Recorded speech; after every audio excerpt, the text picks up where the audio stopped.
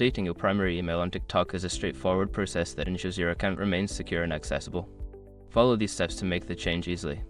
Step 1. Open the TikTok app. Launch the TikTok app on your mobile device.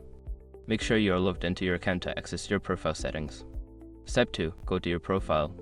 Tap on the profile icon located at the bottom right corner of the screen. This will take you to your personal profile page. Step 3. Access account settings. In your profile, look for the 3 horizontal lines or the gate icon in the top right corner to open the settings menu. Select settings and privacy from the options.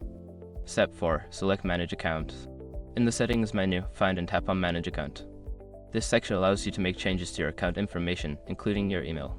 Step 5. Update your email. Under the email section, tap on your current email address. Follow the prompts to enter your new email address and confirm it. Make sure to verify the new email through the confirmation link sent to your inbox. Once you have completed these steps, your primary email on TikTok will be updated. Regularly check your email settings to ensure your account remains secure and up to date.